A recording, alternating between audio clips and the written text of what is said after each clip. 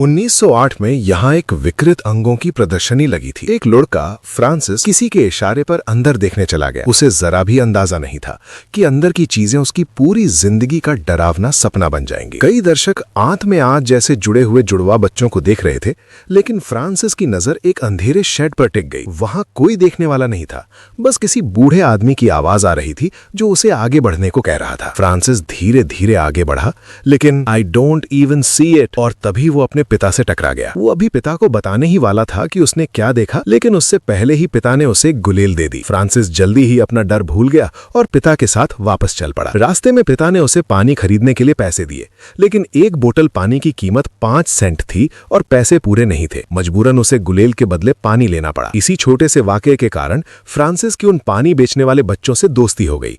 वे अक्सर साथ खेलते थे, लेकिन जंगल का अंदरूनी हिस्सा उन बच्चों के लिए मना था। वे कभी वहां नहीं जाते थे। एक बार फ्रांसिस आवेग में आकर अंदर चला गया और वहीं उसे सुनाई दिया, "What do you want?" Francis डर के मारे पेड़ के पीछे छिप गया, लेकिन फिर भी वो अजीब बूढ़ा उसे ढूंढ लेता है। फ्रांसिस किसी तरह भाग निकलता है, मगर पीछे वो अजीब बूढ़ा अचानक बहुत बड़ा होकर एक राक्षस में बदल जाता है। उसके हाथ पैर बेहद फुर्तीले थे और उसके मुंह में सैकड़ों नुकीले दांत थे। Run, come on! ठीक समय पर मैसू गर्ल आकर फ्रांसिस को बचा लेती है। वो उसे जंगल से बाहर ले जाती है। हैरानी की बात यह थी कि बाहर निकलते ही वो राक्षस पीछा करना बंद कर देता है। कुछ समय बाद फ्रांसिस को अपने पिता के साथ, जिनका तबादला होने वाला था, ये जगह छोड़नी पड़ती है। वो मैसू गर्ल से कहता है कि वो उनकी दोस्ती ना भूले, लेकिन मैसू गर्ल कहती है कि जैसे ही वो यहाँ से जाएगी वो उसे भूल जाएगी। फ्रांसिस को उसकी बात पर यकीन नहीं होता, लेकिन 50 साल बाद वो सच में सब कुछ भूल चुकी होती है। जब वो दोबारा इस कस्बे में लौटती है और बूढ़ी हो चुकी मैसू गर्ल को देखती है, तब उसे उस राक्षस द्वारा पीछा किए जाने की घटना याद आती है। मैं यहाँ आने से पहले तुम्हें बिल्कुल नहीं पहचानती थी। मुझे सच में नहीं पता कि किसी लड़की को कैसे नाराज किया जाए। मुझे कुछ भी याद नहीं आया। तुम, ये शहर, you are not the first. Derry town एक बेहद रहस्यमय और अजीब कस्बा है। लोग यहाँ चाहे जितना समय रहे, जैसे ही यहाँ से जाते हैं, इस कस्बे से जुड़ी सारी यादें भूल जाते हैं। अब फ्रांसिस एयरफोर्स बेस का कमांडर है। वो एक गुप्त खुदाई मिशन का प्रभारी है, जिसका मकसद डेरी टाउन में छिपे एक खौफनाक मानवाकार हथियार को ढूंढना है। कहा जाता है कि उस हथियार की ताकत इतनी जबरदस्त है कि उसके पास आने वाले लोगों में डर पैदा हो जाता है। संभव लोगों को डर से मार भी देता है। कुछ समय पहले फ्रांसिस ने उस हथियार से जुड़ा एक वाहन खोद निकाला था, जिसमें सिर्फ कुछ सफेद कंकाल बचे थे। इसके बाद फ्रांसिस ने अपने वरिष्ठ अधिकारियों के आदेश पर एक सिगार अपने सैनिक को दिया और उसे विमान में सूंघने को कहा। यह सिगार उस हथियार के संपर्क में आया था। कहा जाता है कि इसे सूंघने से उस हथियार से मानसिक संपर्क हो सकता है। सिपाही पर अचानक भारी डर हावी हो जाता है। उसे अपने अतीत की वे सारी तस्वीरें दिखने लगती हैं जिनसे वो सबसे ज्यादा डरता है। वो घबराकर वहां से भागने लगता है,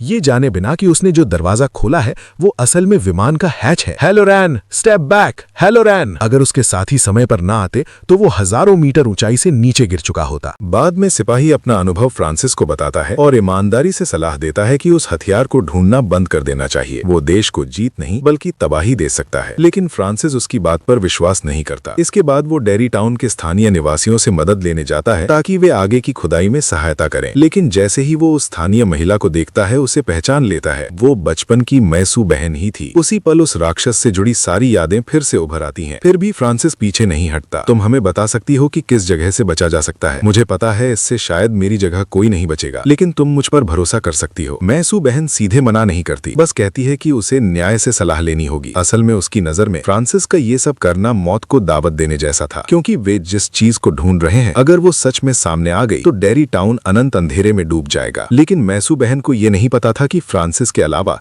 कुछ बच्चे भी उस चीज की जांच कर रहे हैं। लिली नाम की एक लड़की ने अपनी आंखों से एक उड़ने वाले विकृत प्राणी को हत्या करते देखा था। उसके साथियों की मौत के बाद उसे मानसिक अस्पताल भेज दिया गया था। आज भले ही उसे रिहा कर दिया गया हो, लेकिन वो बेबस जिंदगी नहीं जीना चाहती थी। उसने अपनी सहपाठी ब्लैक गर्ल के साथ मिलकर सच्चाई ढूंढने का फैसला किया। आखिर ब्लैक गर्ल के पिता को इसी मामले में जेल भेज दिया गया था। अगर वे उस राक्षस को ढूंढ ले तो उसके पिता को बेगुनाह साबित किया जा सकता था। दोनों ने तय किया कि वे उस प्राणी को बाहर लुभाएंगी और उसकी तस्वीर सबूत के तौर पर लेंगी, लेकिन उन्हें फोटो डेवलप करना नहीं आता था। इसलिए उन्होंने 2 लड़कों की की मदद ली। एक था एयरफोर्स बेस में नए आए मेजर का बेटा विल और दूसरा था लीची, जिसके परिवार में पुजारी रहा था। लीची ने कहा कि अगर कब्रिस्तान में मोमबत्तियां जलाकर अनुष्ठान किया जाए तो दुष्ट आत्माएं बाहर आ जाती हैं, और लिली व ब्लैक गर्ल को लगा कि वो राक्षस शायद उन्हीं आत्माओं में से एक हो। उसी रात चारों कब्रिस्तान गए और निषिद्ध अनुष्ठान किया। अनुष्ठान के बाद दुष्ट आत्माएं सच में प्रकट हुई, लेकिन उनमें वो राक्षस नहीं था। लिली पागलों की तरह तस्वीरें खींचने लगी। इसी दौरान विल गलती से एक कब्र के भीतर खिंच गया। जब वो बाहर निकली तो उसने भी एक तस्वीर खींची। बाद में जब सबने उस फोटो को डेवलप किया तो उसमें दिखा, व्हाट इज दैट? ये तो एक धोखेबाज था।